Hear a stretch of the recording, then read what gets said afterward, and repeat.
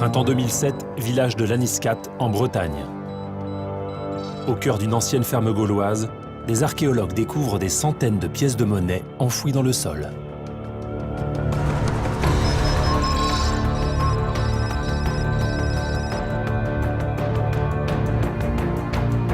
Les experts vont tenter de répondre à 3 questions. D'où viennent ces pièces? Qui les a fabriquées? La monnaie était-elle déjà au cœur de la vie des Gaulois? Nous appellerons cette affaire le trésor d'Armorique.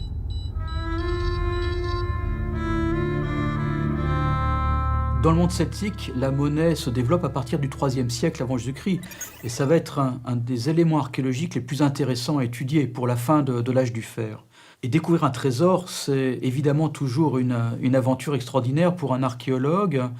Et c'est encore plus intéressant quand on peut associer la découverte du trésor avec un site archéologique bien caractérisé, ce qui permet de connaître le contexte d'enfouissement et donc d'en dire un petit peu plus sur la fonction de ces pièces de monnaie que l'on a accumulées. Donc la première étape de l'investigation archéologique, dans ce cas précis, c'est de faire parler les pièces elles-mêmes. L'enquête sur le trésor de Laniscat débute à l'Institut de recherche sur les matériaux anciens d'Orléans.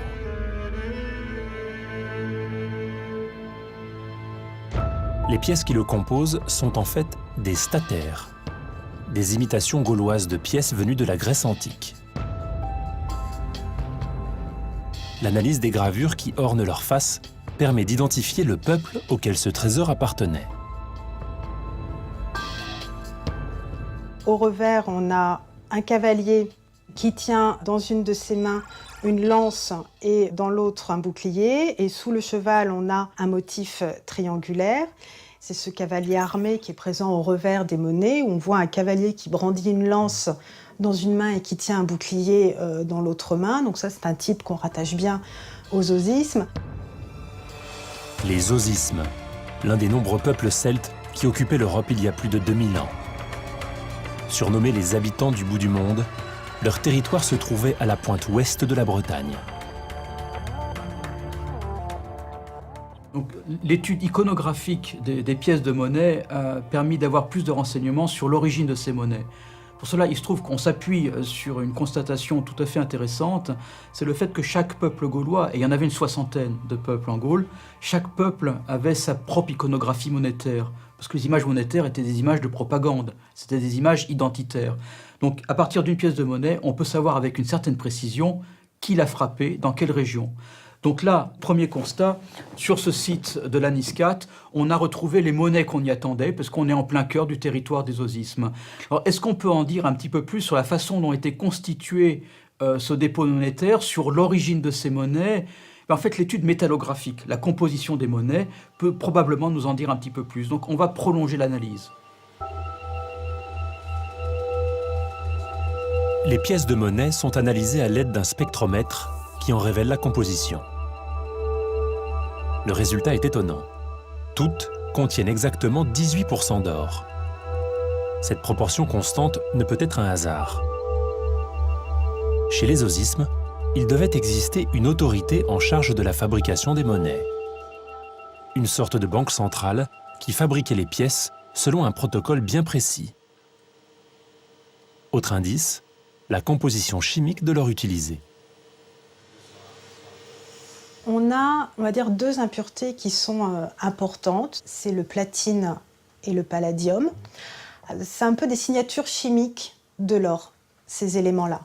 Et là, pour les monnaies de Laniscat qui ont été analysées, on a toujours le même rapport de platine et de palladium, ce qui nous laisse penser que toutes ces monnaies proviennent d'un même stock d'or. Si les pièces contiennent toutes de l'or provenant d'un même stock, c'est que leur fabrication s'est faite dans un laps de temps très court.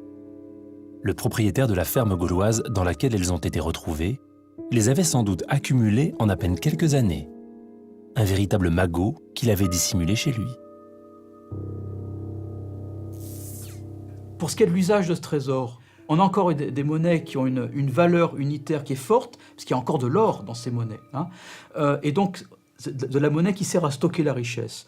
On n'a pas encore de monnaie de plus faible valeur, de monnaie d'argent ou de monnaie de bronze qui commence à se développer à partir de la fin du IIe siècle avant Jésus-Christ. Et quand on va utiliser cette monnaie-là, on va beaucoup moins se préoccuper de l'origine de la monnaie, de qui l'a émise. Et là, on va pouvoir avoir dans sa poche, même quand on est armoricain, de la monnaie qui va pouvoir venir du centre de la Gaule, de chez les Arvernes, de chez les Bituriges, ou du nord-est de la Gaule, de tous ces peuples gaulois qui chacun frappaient une monnaie différente pour son propre usage.